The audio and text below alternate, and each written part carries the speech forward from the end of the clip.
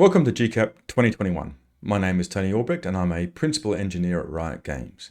I've been working in the game dev industry as a programmer for over 21 years now. And for 14 of those years, I've been working remotely from Adelaide. So if you're watching this video live at GCAP, then I'll be in the chat answering your questions as they arise. If you're watching on YouTube, you've missed all the questions.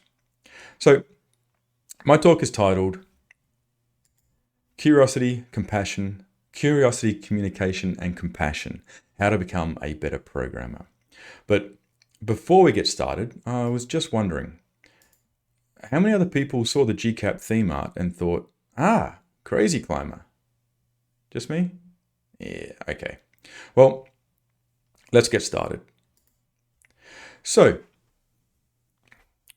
this is the $64 question. What makes a good programmer? Well, obviously, it's somebody who's good at programming. Thank you for coming to my talk. Are there any further questions? Sorry, I couldn't help myself. So, what actually makes a good programmer? Let me start by saying I'm a bit concerned that some of this presentation could come across as a little preachy. A lot of it, I feel, is obvious. But conference talks are not just for learning new things. They are for reaffirming what you already think might be true. So if you roll away from your monitor after this with some of your beliefs reaffirmed, or even with some new ideas to ponder, then this talk was worth it. Hit me up at the end, let me know. My Twitter DMs are open and my tag is at the end. So let's start with an analogy. Let's start with something very close to my heart. Something this pesky pandemic has taken away from me. I have a favorite bar in LA. It's a bit of a dive bar. Actually, it's a lot of a dive bar, but I really like dive bars. This one is stinking hot in summer. It's sweaty and stuffy. It's dark and dank and loud. But the beer is awesome. So whenever I used to travel to LA, pretty much the first thing I'll do is go to this bar and cure my jet lag with a liberal application of beer. Then I'd head back to my hotel and crash. So most of the bar staff there are awesome. They get to know you, they greet you by name as you enter, they know the types of beers that you like, and just basically make you feel good and welcome. But there's this one bartender. He's the grumpiest bartender in the world. I mean, look, he bartends well in that he can serve you the correct beers and can charge you the right amount, but he will spend his entire shift grumbling and complaining about everything and everyone, even getting angry at the cash register or dropping the occasional glass and cursing like a sailor. Never a smile, no idle chit-chat, and a curt grimace and a sigh if you dare to ask for a drink recommendation. So, he's a bartender, and he's good at the mechanics of selling drinks in a bar, but I would argue that he's not a good bartender. So let's extrapolate this example to programming and programmers. I would argue that good programmers are like good bartenders. You can have a programmer who's excellent at the mechanics of programming, but without the appropriate soft skills, they're not a good programmer. At least, they're not as good as they could be. I'm not ignoring the importance of the hard tech programming skills here. Good programmers definitely need those, but these skills are a topic for a different talk. So we've all met good programmers, well, at least I hope we have. They're given a problem, they disappear, and then return with a solution that not only solves the problem that they were given, but 3 others that you hadn't thought of yet. And not only solved, but solved in a simple way that is obvious in retrospect. And the solution is maintainable and extensible and performant, and they make you feel good about yourself, and they smell good. So in this talk, we're going to look at what constitutes a good programmer. Let's start with the first thing. Good programmers are curious.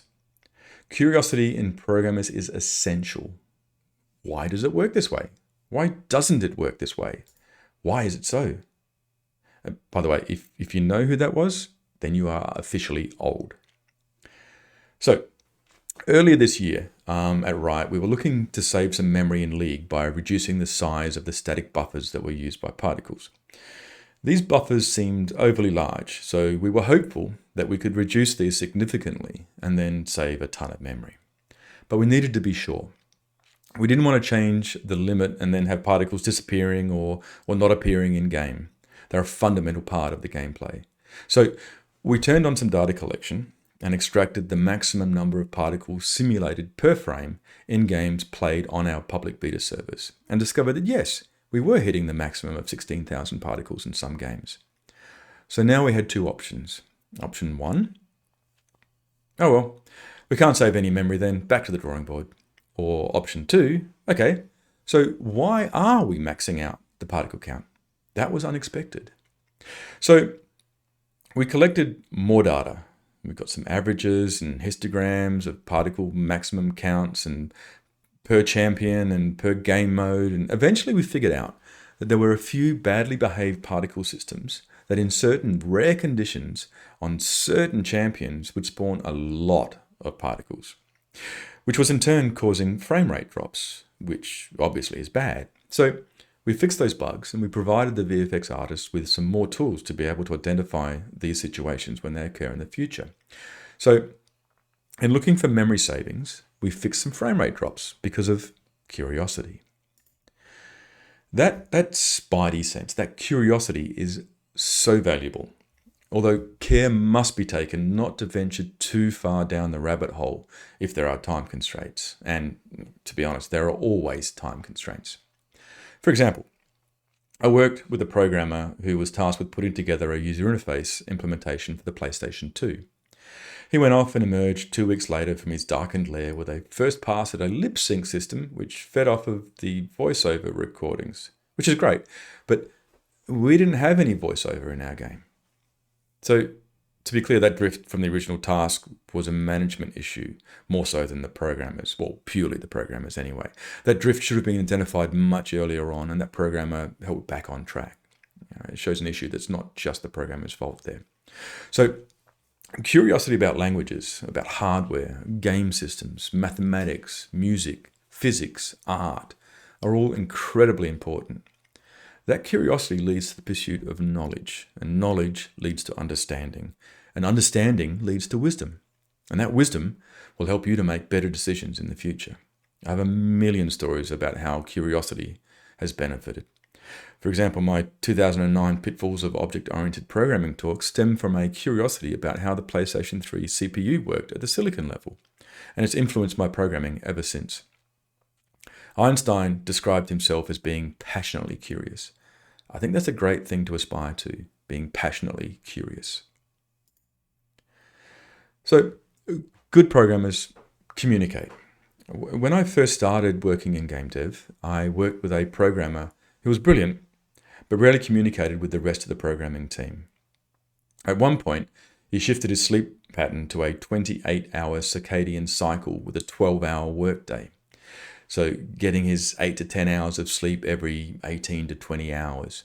This meant that as the week went on, he would cycle out of phase with the rest of the company to the point where he would start his day as everyone else finished and leave as they arrived in the morning, sleeping while the team worked. He was working well, he was highly effective, but none of his skills or knowledge were fed back into the team he was working with. Even knowing what he was working on was difficult. As effective and brilliant as he wasn't more effective than an entire team of programmers that knew what they were doing. His time would have been better spent coaching, mentoring, teaching, collaborating. Because communication is so important, I'm going to break it down to a few distinct forms for us to look at over the coming slides. So, first one, good programmers communicate with programmers. By the way, these are my dogs. The little one, Donnie, is a foster dog, and he's training to be a hearing dog when he leaves us. And the big fella is Aramis. He's also a rescue dog. So, back to programmer communication. This is an obvious one. I mean, and it's one of the easiest too. Programmers need to communicate effectively with other programmers. So this encompasses things like explaining problems and tasks. I mean, this is programmers talking about what they're working on, what someone else should be working on, or what problems they're having, solving the task that they're working on. This is not just one-on-one communication, but it's also explaining to a group how you solved a problem. For example, internal tech conferences. These things can be really cool and very, very useful for broadcasting information. It's a great way to bring juniors up to speed. For example, here's a problem I had to fix and here's how I solved it. I'm regularly surprised at how little debugging some of our newer programmers have actually done in their education. So if we can help them with that, then it's a win-win. Education and mentoring, again, one-to-one as well as one-to-many, teaching an individual as well as broadcasting to a team. For example, here's a system I've been working on and here's its current status. Mentoring is highly valuable as well. Every junior coder should have a senior that they can always go to for help and advice.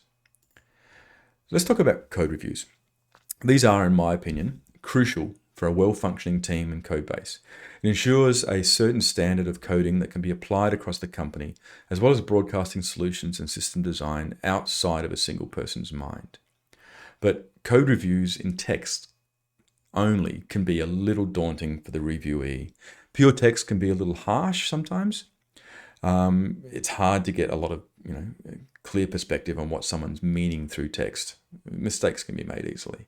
So care should be taken to show a little cognitive and emotional empathy in reviews. Documentation of code, systems, and standards is another form of communication. This type of communication is great not just for programmers in your company or team, but also for future programmers, including yourself. For example, when I was at uni, I wrote a Space Invaders clone in pure 68,000 assembly with no comments. I put it on hold for a few weeks while I crammed for exams, and then when I came back to it, I had no idea how it worked. It took me ages to step through it all and to comment it so that I knew what the hell I'd done. So documentation is not just for other programmers, it's also for future you. Another one is blogs and talks. They're a great way to teach others and also a great way to ensure that you thoroughly understand something. I'll often pick a topic for a talk because I want to make sure I really understand it. I question everything I say and I deeply research it again because I want to 100% certain. I want to be 100% certain that I am 100% correct. My wife says this makes me a good programmer, but an annoying husband. Apparently, when asked, what would you do if you won $1 million? You are not supposed to ask, is that tax-free? Good programmers communicate with their users. In this photo, this is Donnie, the hearing foster dog, and this is my cat, Fibonacci. So in this case, programmer-user communication, I'm using the term user to mean any client of the programmer's work, anyone who uses what they produce. They can be artists, designers, or other programmers, even players. Communication here is not just before the creation of the work, the collection of requirements and definition of the work to be done, but it's also during its creation, the iteration on a solution and that communication, that back and forth as the correct solution is worked towards. It's also after creation, communicating during support and maintenance. So I worked with a programmer years ago who was building an animation tool for some artists. He'd built a system that he was adamant was complete, but none of the artists could or would use it. I sat with him and he walked me through what he'd done. It was elegant and efficient, but it was also kind of backwards. His solution worked for him, yet none of the artists could understand how to use it. It didn't fit with their workflow. It didn't fit with how they thought about the problem. If he'd sat with the artists beforehand and gathered requirements and understood how they worked, he might have produced a different tool that might have been usable. Communication with players is something that pure programmers rarely do, or even want to do, really. But there are situations where sharing how a system works or how a tricky bug was solved that can be done via a blog, which can appeal to some of the more technical players.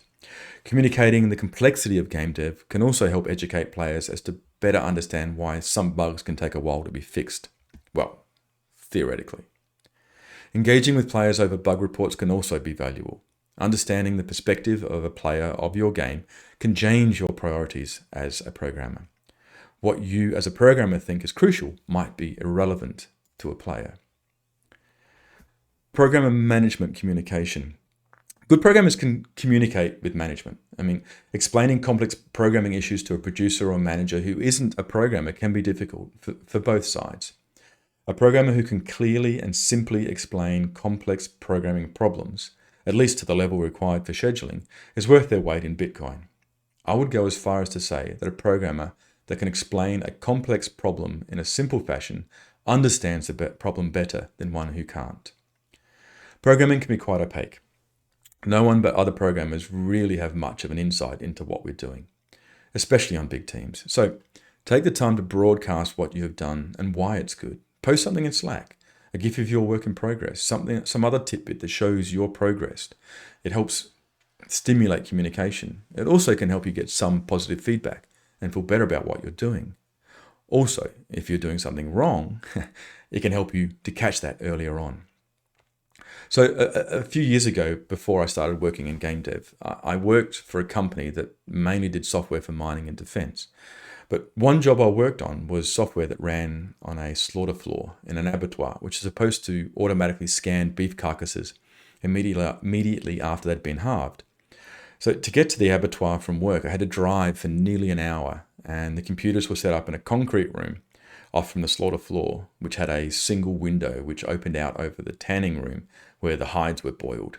That room did not smell nice. One day, the client reported that there was a crash in the code that stopped us from scanning anything, and it needed to be fixed that day, or we'd lose the entire weekend's data. I'd found and fixed the bug locally. It was a simple array overflow. And all that had to change was one character in the code. I didn't want to drive for an hour to get to the abattoir, change one character, recompile, and then drive another hour back. So I decided to do it remotely. Problem was, there was no internet access to the abattoir, and that concrete computer room was so shielded that there was no mobile phone reception in there either. So we roped in a second person, who we called person 2, who stood outside the concrete room while the client, person 1, sat at the computer. Neither had any programming experience. I would explain to person 2 what to say to person 1, and they would shout across the room to the person 1 who sat at the computer and would make the code changes to recompile and redeploy the program. Person 1 at the computer would then relay back to person 2 what he saw on the computer screen, who would then explain it to me. And to complicate things, the development environment was Emacs. So the commands were all like, so hold down Control Shift Meta X and then type blah. Okay, the control key is the one on the bottom left of the keyboard. So yeah, that was slow, painful, and laborious. But we did it. It took us about an hour, but between the three of us, we fixed it. My point here is that what we do as programmers is very alien to non-programmers. What is instinctive to us is magic to others. This doesn't make us better. It's just another skill, like playing a musical instrument or speaking another language or doing a backflip. These are things that require significant practice and training. But the gap of understanding can be tricky to traverse. Something that's also overlooked with communication is it's not just about talking, it's about listening. Good programmers don't just talk, they also listen. I love this slide. A good programmer is compassionate. Compassion literally means to suffer together. It's defined as the feeling that arises when you are confronted with another's suffering and feel motivated to relieve that suffering. A programmer's job is to relieve suffering. We're kind of like nurses, I suppose. We automate and optimize things to make them less painful. For example, we build and deploy time suck. Well, I can fix that. Do you need an easy way to resize and reformat those 15,000 images? Yeah, I can help there. What about auto-targeting enemies is painful because you can't filter by enemy type? Yeah, let me fix that for you. So QA are having to play through 2 hours of game time to repro some of the bugs? Here, let me add in a teleport and a time warp for you. A good programmer is aware of, or can easily understand and empathize with, the pain points in a system and can address them. And, I almost forgot this one, a good programmer should be compassionate in the traditional sense too, aware of the actual emotional suffering in others. Good programmers build tools. They don't work on just the game. Tools and supporting infrastructure are just as important as a functioning game engine. Fast compilation is one of the greatest gifts you can give another programmer. Continuous integration and delivery systems which seamlessly build, test, and deploy are invaluable. Real-time update in-game is almost a requirement for game dev these days.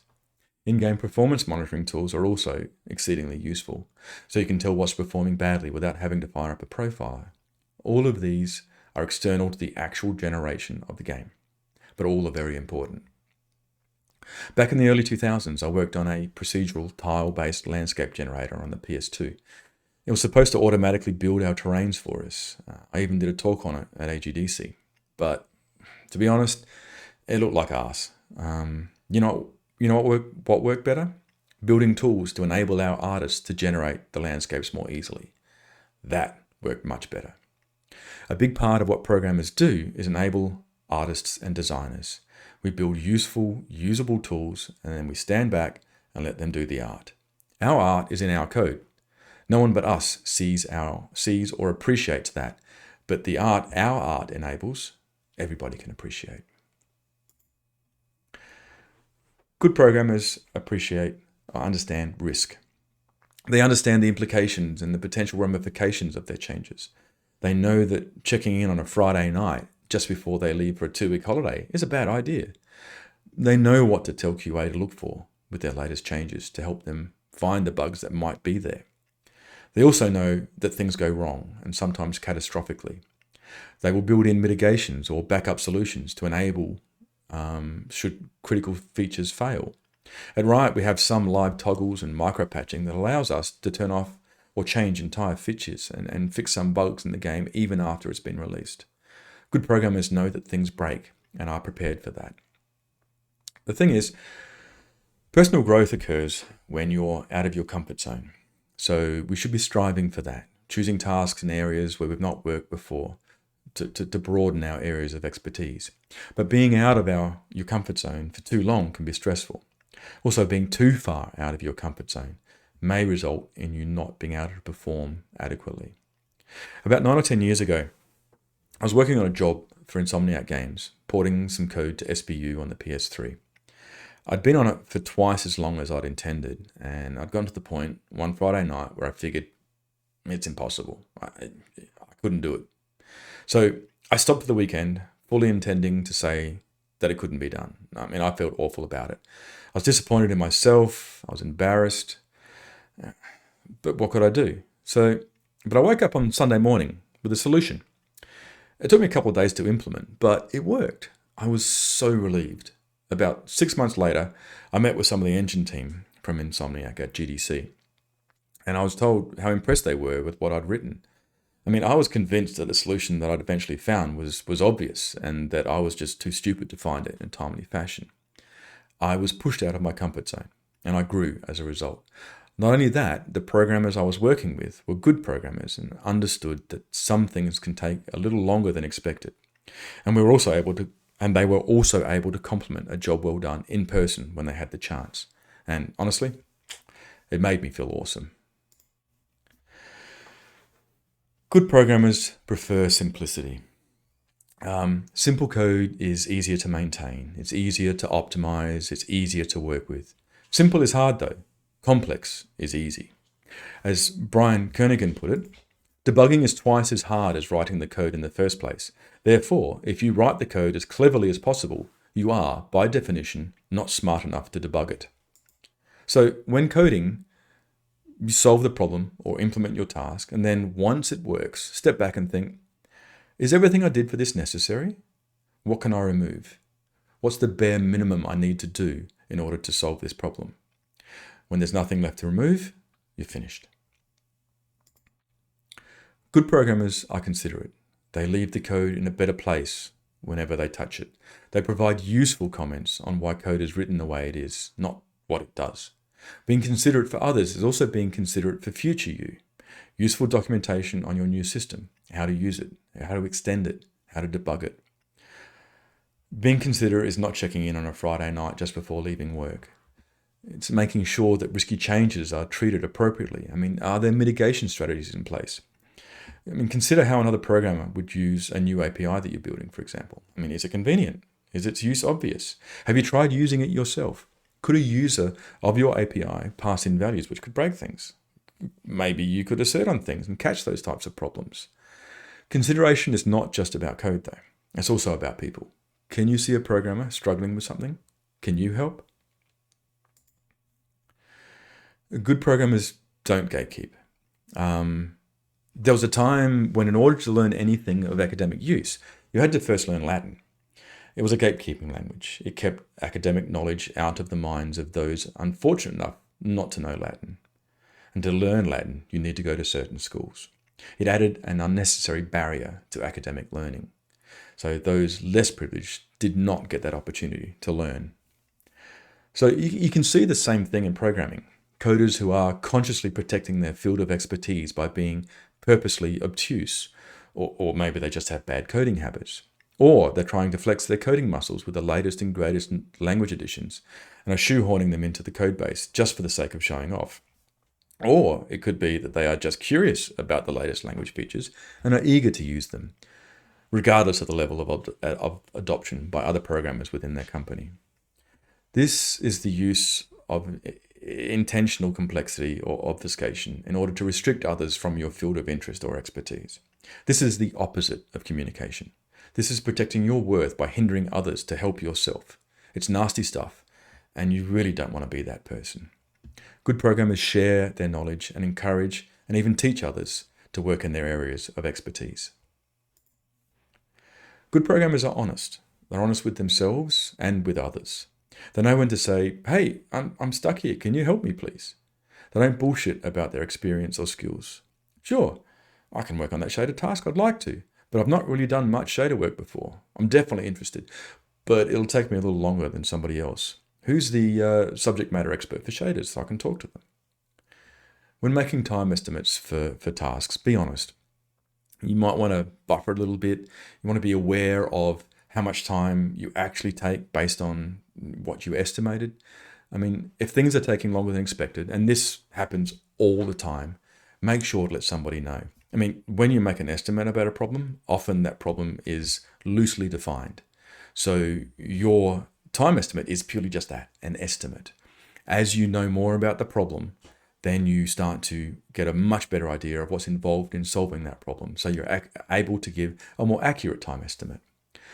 Producers are not there to tell you off when you're taking too long. They're there to track and guide the project and try to predict when it will be ready. So it's your job to help them, to make sure that they know when things are going off the rails. Good programmers trust and are trustworthy. Programmers need to trust other programmers.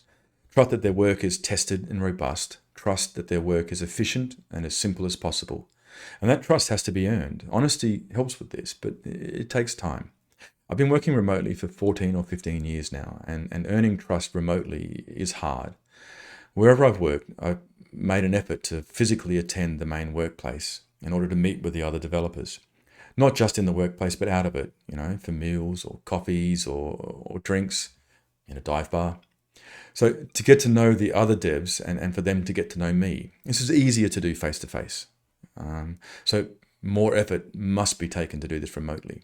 Social connections breed trust, and social connections over the internet are harder to maintain and build.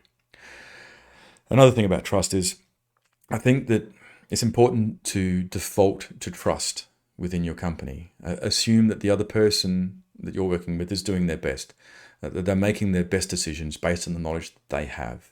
Don't assume that they're being malicious or they're slacking off. Assume the best of them and let them live up to it. If they betray that, you learn, and that's an issue.